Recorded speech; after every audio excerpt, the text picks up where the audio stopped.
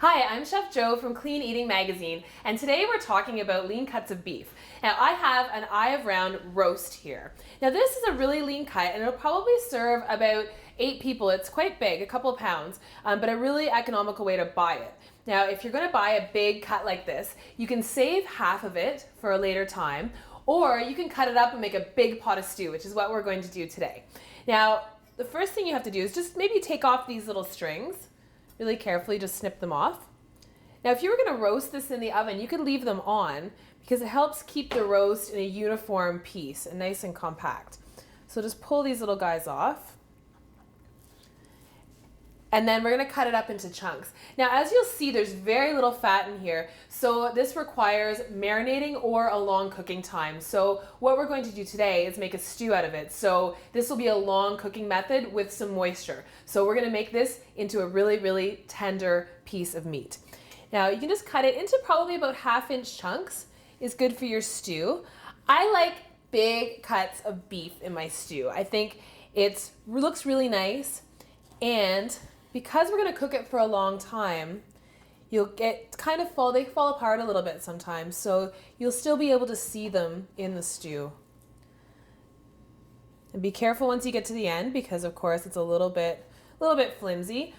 And you want to try and cut them in uniform pieces. They don't have to be absolutely perfect, but try and make sure that they're about the same size. That way they'll cook at the same time.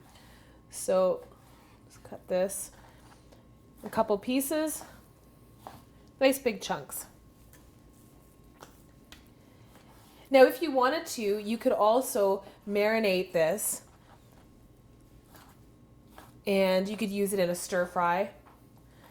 But I would maybe cut it a little bit thinner in nice thin pieces.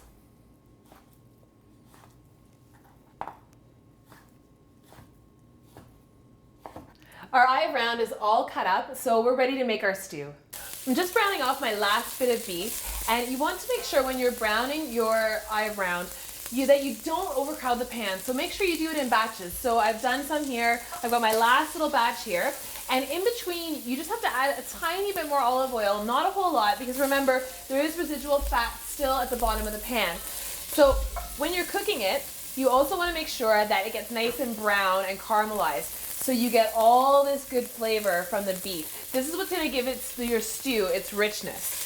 Now, if you crowded your pan, it'll just kind of be sort of a gray color and you won't get this nice brown caramelized effect. Now we can take all this beef out. And this is when you want to add the vegetables, because your vegetables are going to pick up all these tasty brown bits from the bottom of the pan. Here we go, last little bit. Oop. They're getting away on me here. There we go. Okay, so now we're ready to start with our vegetables. We've got some onion, just a standard cooking onion, some carrot, some celery, and some parsnips for a little bit of sweetness. Parsnips are one of my favorite root vegetables. And then some nice Yukon Gold potatoes. Now, potatoes are going to actually thicken up your stew a little bit as it cooks and give it a really hearty flavor. So you want to stir these guys around. So you just want to cook them out a little bit and give them a little stir. Let them cook until they get a little bit brown and caramelized. They get some nice flavor into them as well. And they'll also lift all that brown from the bottom of the pan. So our vegetables are looking great. So we can add our beef back in. And be careful, this bowl might be a little bit hot if you've had it next to your stove. And you can see all this juice that's come off the beef. And make sure you add that in as well, because that's lots of flavor in there. Now we can add in our beef stock. Low sodium, of course. And some jarred tomatoes. And a couple of little bay leaves. We've added in 2, so don't forget, because you've got to take those out after. And we'll just give this a nice stir.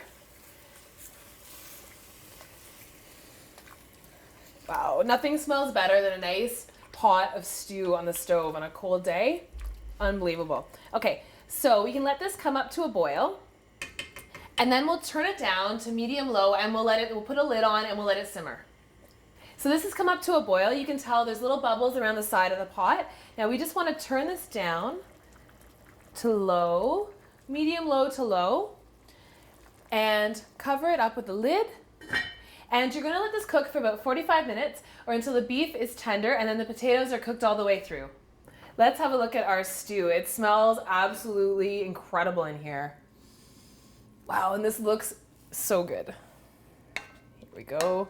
There's all this beef and some potatoes and carrots. Look at that, and the broth looks nice and rich thanks to our tomatoes. Wow, this smells amazing, and it's perfect for, a nice chilly day. And you could serve this with a green salad or a little bit of crusty whole grain bread, a little bit of polenta, whatever you like. You can use your imagination. For more soups and stews, visit us again at cleaneating.com and pick up a copy of Clean Eating Magazine. We'll see you next time.